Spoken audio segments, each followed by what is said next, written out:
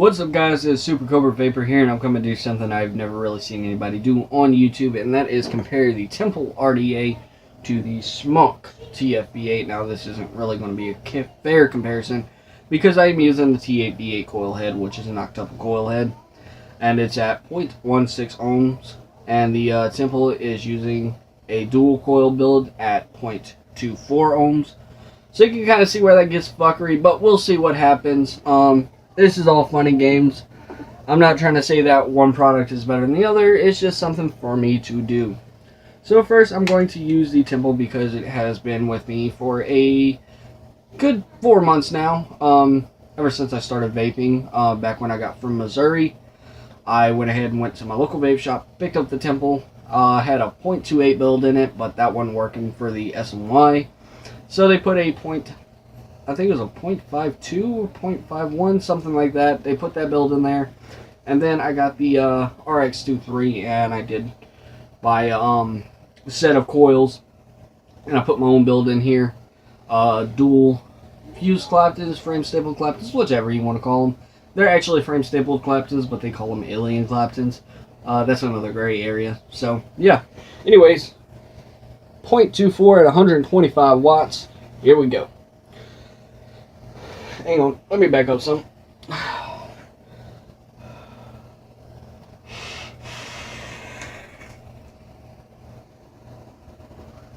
As you can see, decent amount of vapor.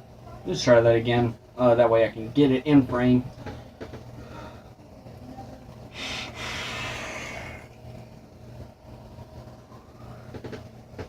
Alright, so one thing I noticed off the bat, the flavor is diminished because I am running wide open airflow.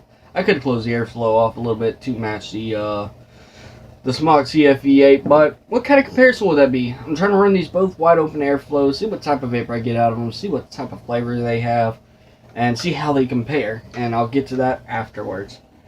Alright, so the Smok TFV8 is running in an octuple coil head, 8 coils at 0.15 ohm, but it's actually at 0.16 ohms now.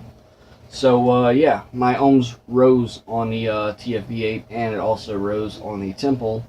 When I first did the Temple install, or the Temple build, it rose by 1 point because, well, I was still breaking in the coils, and yeah, once you break in your coils, you'll go up either 1 point, or sometimes you'll even go down a point, but typically you go up 1 point, and then that'll be like final resting resistance, so yeah.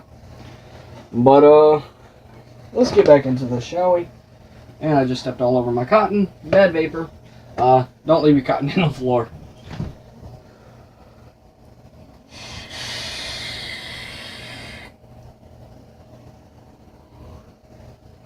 So as you can see, phenomenal vapor, phenomenal vapor. Let's go ahead and take a second hit to give us our baseline for the TFV8 now. So here's the second hit.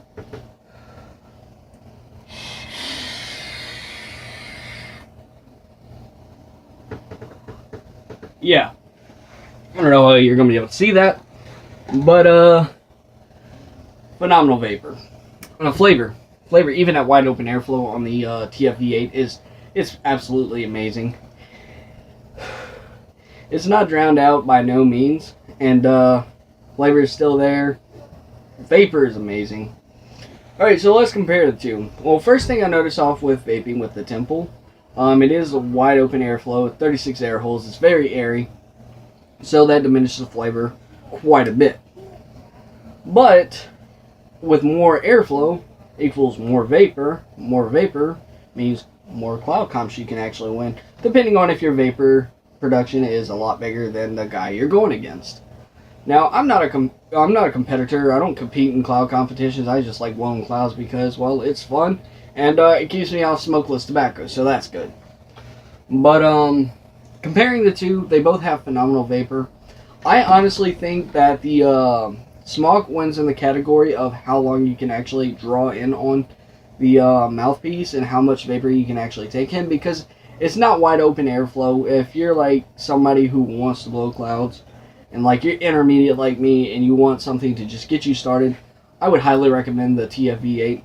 Now, if you're a professional and you've been doing this for some odd years, or even if you're a little bit more experienced than what I am, and you have the lung capacity to do it, go for the Temple. If you're not worried about flavor, go for the Temple. The Temple will not let you down.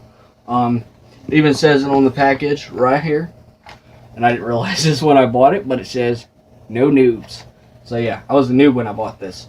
So that tells you a lot. But I've came a long way. And this comparison was actually kind of fun for me because it opens my mind to what type of vapor these different devices can produce. Like the TFV8 is obviously a cloud beast, and it's called that for a reason because it produces amazing clouds.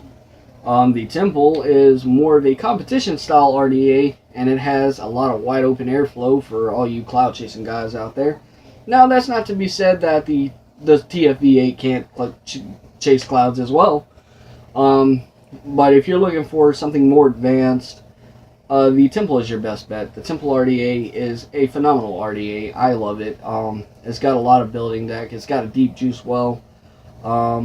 So you pretty much put any build in there, as long as the diameter of the wire actually fits inside the post holes of the actual RDA. That's your only limitations, is you're limited to a certain size of a wire or a certain gauge. To be honest, the fuse claptons barely fit in the post holes of the Temple, so there's that. And again, I don't know why I keep calling them fused.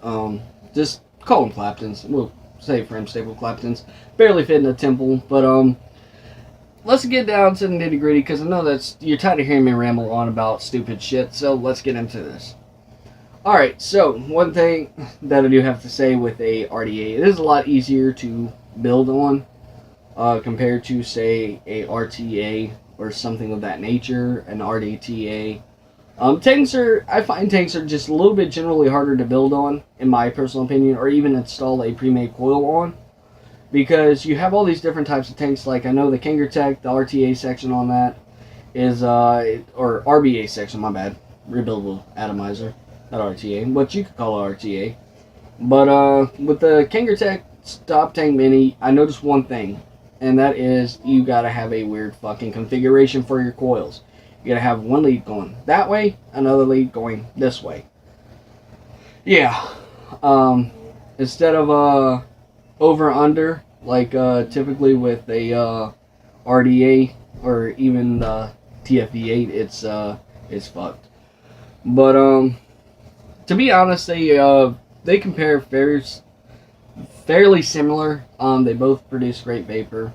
The Temple lacks in flavor, of course, but if you close off the airflow, the flavor comes back, and you can lower the wattage and get a comfortable vape. But the Temple, it's an area RDA. I love it to death, but I'd say the TFV8 won this one because it's at affordable price. I want to say at the vapor shop that I purchased at was $54.99, which is not a bad price at all.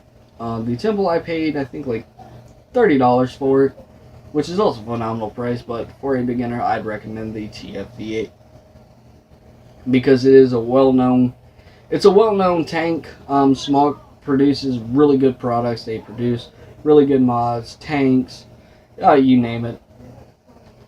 But anyways, guys, if you enjoyed the video, leave a like down below. Don't forget to comment and subscribe. This is Super Cobra Vapor signing out.